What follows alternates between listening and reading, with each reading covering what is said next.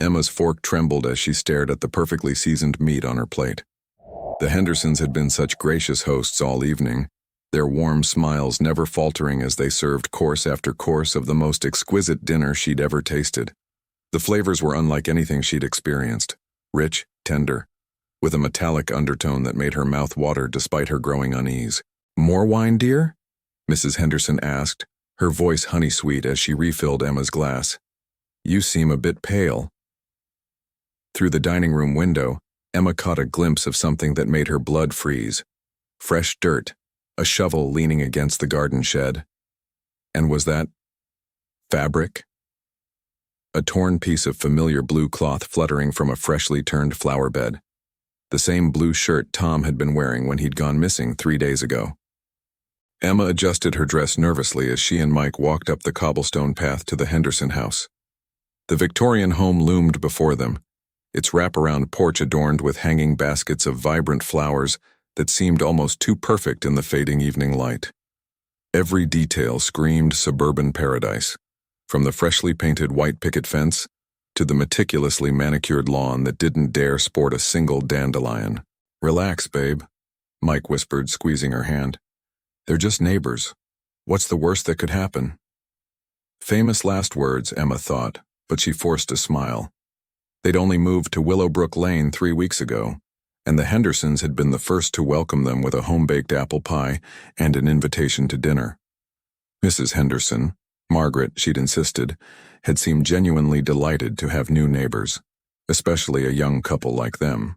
The front door swung open before they could knock, revealing Margaret Henderson in all her hostess glory. Mid-50s, silver hair perfectly styled, wearing a floral apron over an elegant navy dress. Her smile was radiant, the kind that made you feel instantly at home. "Emma, Mike, right on time." Margaret's voice carried that warm, maternal quality that made Emma momentarily homesick for her own mother. "Please, come in, come in. Harold's just finishing up in the kitchen. You're in for such a treat tonight." The interior of the Henderson home was a masterpiece of traditional decor. Antique furniture gleamed under soft lighting. Family photographs lined the mantelpiece, and the scent of herbs and roasting meat filled the air. Everything felt lived in yet pristine, comfortable yet refined. Harold Henderson emerged from what Emma assumed was the kitchen, wiping his hands on a dish towel. He was a tall man with kind eyes behind wire-rimmed glasses, the sort of person you'd trust to watch your house while you were on vacation. His handshake was firm, his welcome genuine. "So wonderful to finally have you both over," Harold said, his voice carrying a slight southern drawl. "Margaret's been planning this menu for days. She gets quite excited about cooking for new friends." Margaret blushed prettily. "Oh, Harold, you'll embarrass me. But it's true, I do love to cook. There's something so satisfying about preparing a meal that brings people together, don't you think?" As they settled into the living room with glasses of wine, Emma found herself genuinely relaxing for the first time since the move. The Hendersons were exactly what she'd hoped suburban neighbors would be. Warm, welcoming, interested in their lives without being intrusive. "So tell us about yourselves," Margaret said, settling into her chair with practiced grace. "What brought you to our little corner of paradise?" Mike launched into their story, his promotion at the marketing firm, their decision to leave city life behind, their dreams of starting a family in a safe, quiet neighborhood.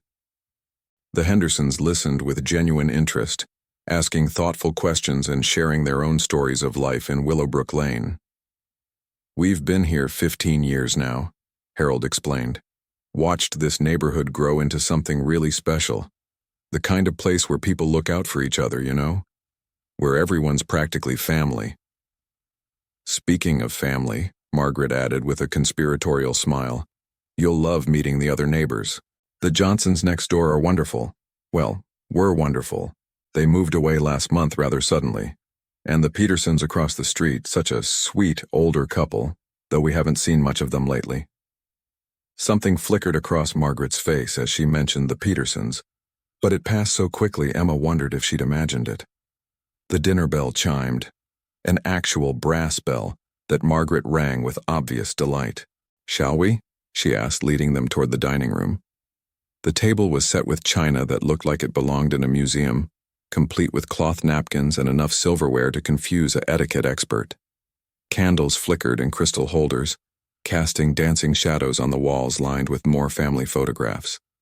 Emma noticed that many of the photos seemed to feature different people, various couples, families with children, groups of smiling neighbors. "You have such a large family," Emma commented, gesturing toward the photographs. Margaret's smile never wavered. "Oh, those aren't all family, dear. Many of them are friends who've become like family over the years. This house has seen so many wonderful dinner parties, so many special occasions. We like to keep the memories close." Harold began carving what looked like the most perfectly prepared roast Emma had ever seen. The meat was a beautiful mahogany color, practically falling off the bone, with the aroma that made her mouth water instantly. "This smells incredible," Mike said, and Emma had to agree. Whatever seasoning blend the Hendersons used, it was unlike anything she'd encountered before. "Family recipe," Harold said with obvious pride as he plated the meat alongside roasted vegetables and what appeared to be some kind of grain pilaf. "Been in Margaret's family for generations, very specialized ingredients." Margaret giggled. "Harold makes it sound so mysterious. It's really just a matter of knowing where to source the best cuts. We have a very particular butcher, someone who understands quality meat. Not everyone appreciates the difference proper preparation can make." The first bite was extraordinary. The meat was incredibly tender, with a rich, complex flavor that seemed to evolve with each chew. There was something almost intoxicating about it, a depth of taste that made Emma want to immediately take another bite. "This is amazing," she managed between mouthfuls. "I've never tasted anything like it. What cut is this?" The Hendersons exchanged a quick glance, so brief that Emma almost missed it. "It's a very special cut," Margaret said carefully. "Not something you'd find at just any grocery store. Our butcher is quite exclusive. He only works with clients who truly appreciate his craft." "We'd be happy to give you his information," Harold added. "Though I should warn you, he can be quite selective about his customers. He likes to know that his product is going to people who will truly savor it." As the evening progressed, Emma found herself eating more than she usually would. The meat seemed to get more delicious with each bite, and despite feeling increasingly full, she couldn't seem to stop. Mike was having the same experience, she noticed. He'd already finished his first serving and was eyeing the platter hopefully. "Please help yourselves to more," Margaret encouraged. "There's plenty, and Harold gets so disappointed when there are leftovers. He puts so much love into the preparation, you see." It was then that Emma noticed something odd. Neither Harold nor Margaret seemed to be eating very much of the meat themselves. They picked at their vegetables, sipped their wine, and engaged in animated conversation, but their plates remained largely untouched. "Aren't you eating?" Emma asked, suddenly self-conscious about how much she'd consumed. Margaret's laugh was light and airy. "Oh, we had a late lunch, dear. Besides, Harold and I get to enjoy this particular dish quite regularly. Tonight is all about sharing it with you two." Outside, the sun had fully set, and the dining room felt more intimate in the candlelight. The wine was making Emma feel warm and slightly dizzy, but there was something else, an almost euphoric sensation that seemed to be building with each bite of that incredible meat. She was reaching for another helping when her gaze drifted to the window. And that's when she saw it, in the backyard, barely visible in the moonlight, fresh dirt mounded near the garden shed, a shovel leaning casually against the wall, and fluttering from what looked like a newly planted flower bed, a scrap of blue fabric that made her heart stop cold. Tom Mitchell had been wearing a blue shirt just like that when he disappeared 3 days ago. Emma's wine glass slipped from her trembling fingers, shattering against the hardwood floor in a spray of crimson that looked disturbingly like blood in the candlelight. The sound seemed to echo through the suddenly silent dining room, and she felt 3 pairs of eyes lock onto her with predatory intensity. "Oh my," Margaret said, her voice maintaining that same honey-sweet tone, though something cold had crept into her eyes. "Butterfingers tonight, aren't we?" Mike reached for Emma's hand, but she pulled away, her gaze still fixed on that horrible scrap of blue fabric dancing in the night breeze. Tom Mitchell, the friendly guy from 2 houses down who'd helped them move their couch. The man who'd been missing for 3 days while the entire neighborhood organized search parties and hung missing person flyers. I need to use the restroom, Emma managed, her voice barely above a whisper. Of course, dear, Harold said, rising from his chair with deliberate slowness. Down the hall, second door on the right, though perhaps you should sit for a moment. You look quite pale. Emma forced her legs to work, walking on unsteady feet toward the hallway. Behind her, she could hear Mike making conversation, something about how delicious dinner was, how lucky they were to have such wonderful neighbors. The normalcy of his voice made everything feel even more surreal. In the bathroom, Emma splashed cold water on her face and tried to think rationally. Maybe she was wrong. Maybe it wasn't Tom's shirt. Maybe the fresh dirt was just from normal gardening. Maybe the Hendersons were exactly what they seemed, kind neighbors who happened to be excellent cooks. But as she stared at her reflection in the antique mirror, she couldn't shake the memory of that meat. The way it had tasted unlike anything she'd ever eaten. The way Harold and Margaret had barely touched their own plates. The way they'd been so eager to watch her and Mike consume more and more of it. Her phone buzzed with a text message, and Emma's blood turned to ice as she read it. Hope you're enjoying dinner. We're having such fun getting to know Mike better. Don't take too long in there. Margaret. How did Margaret have her phone number? More importantly, how did she know Emma was checking her phone right now? Emma crept back down the hallway, but instead of returning to the dining room, she ducked into what appeared to be Harold's study. Moonlight filtered through heavy curtains, illuminating bookshelves lined with cookbooks, dozens of them, all focused on meat preparation and preservation. But it was the desk that made her stomach lurch. Spread across its surface were newspaper clippings, all featuring missing persons from various neighborhoods over the past several years. Tom Mitchell's photo was prominently displayed along with several others she didn't recognize, but what made her legs nearly give out was a handwritten list titled Dinner Guests, with dates going back months.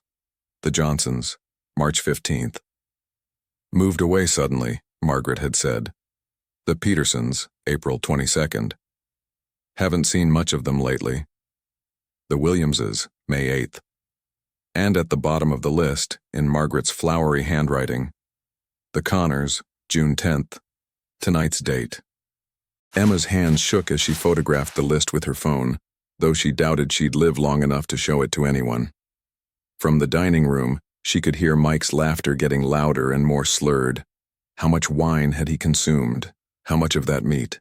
A loose floorboard creaked behind her, and Emma spun around to find Margaret standing in the doorway, no longer bothering to maintain her sweet grandmother facade. Her smile was sharp now, predatory. Find anything interesting, dear? Margaret asked, stepping into the room and quietly closing the door behind her. Harold always leaves his work spread out everywhere. Such a messy man. Where's Mike? Emma demanded, surprised by the steadiness of her own voice. Oh, he's fine for now. Harold's keeping him company, making sure he gets nice and relaxed. The meat has a lovely sedative effect, you know.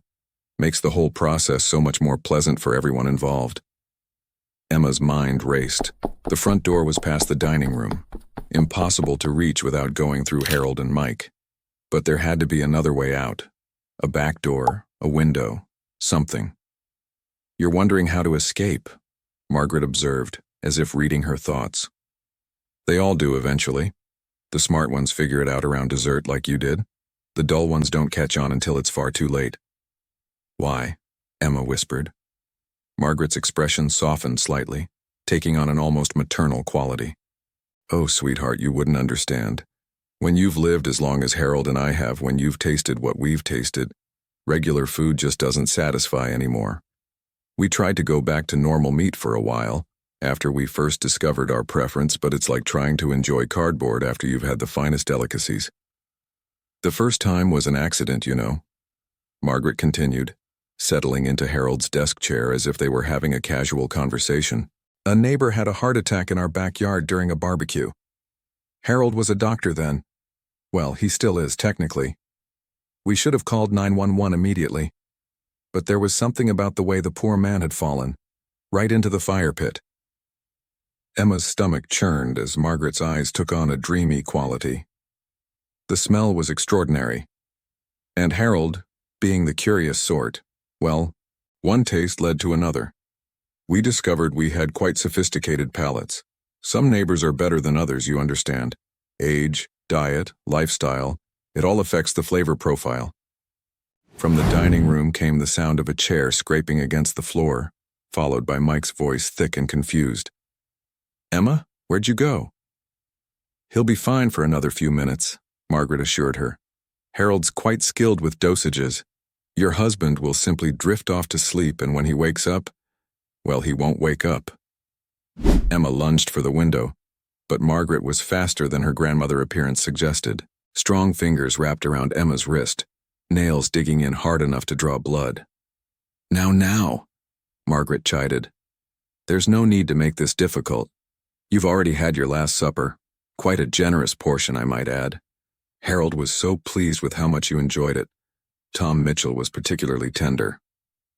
The confirmation hit Emma like a physical blow, but it also sparked something fierce inside her. She drove her elbow back into Margaret's ribs, earning a grunt of pain and surprise. In the moment of loosened grip, Emma grabbed a heavy glass paperweight from the desk and swung it at Margaret's head. The older woman crumpled to the floor, blood seeping from a gash above her temple. Emma didn't wait to see if she was unconscious or worse. She was already moving toward the window, fumbling with the old-fashioned latch. The window stuck at first, swollen with age and humidity, but desperation gave Emma strength she didn't know she possessed. Finally, it gave way, and she tumbled out into the Hendersons' perfectly manicured backyard. Behind her, she could hear Harold's voice calling out, no longer friendly. "Margaret, what was that noise?" Emma ran toward the back fence, not caring about the rose bushes that tore at her dress or the garden gnomes she knocked over in her desperate flight. The fence was higher than it looked, but terror provided excellent motivation. She hauled herself up and over, landing hard in the neighbor's yard. But as she stumbled toward what she hoped was safety, Emma realized the horrible truth. The house she'd landed behind was dark, empty-looking, no cars in the driveway, no signs of life. Just like the Johnsons' house, just like the Petersons' house. How many houses on Willowbrook Lane were empty now? How long had the Hendersons been feeding? And more terrifyingly, were they the only ones? Or was this entire neighborhood part of some twisted conspiracy? Emma pulled out her phone to call 911, but there was no signal. Of course there wasn't. She was going to have to run and keep running until she found help. If she could find help at all. Emma's bare feet slapped against the cold asphalt as she ran through the eerily quiet streets of Willowbrook Lane. House after house stood dark and silent, their for sale signs swaying gently in the night breeze like tombstones marking the graves of their former inhabitants. The perfect suburban dream had become a feeding ground, and she was running through a neighborhood of ghosts. Behind her, she could hear the Hendersons' voices calling out, Harold's deeper tone mixing with Margaret's shrill commands. They weren't panicked. They weren't desperate. They sounded annoyed, like parents whose children had wandered off during a family picnic. "Emma, dear," Margaret's voice carried through the night air. "There's nowhere to go. The whole street knows about our little dinner parties." That's when Emma saw them. Lights flickering on in windows she'd assumed were empty. Faces appearing behind curtains. People stepping out onto their front porches with the casual air of neighbors gathering to watch a street performance. But their smiles were wrong. Hungry. Anticipatory. Mrs. Chen from the corner house waved cheerfully. "Evening, Emma. Lovely night for a run." Mr. Rodriguez from 3 houses down chuckled as she stumbled past his driveway. "Better pace yourself, dear. The night is still young." Emma realized with growing horror that she hadn't escaped into safety. She'd run deeper into the trap.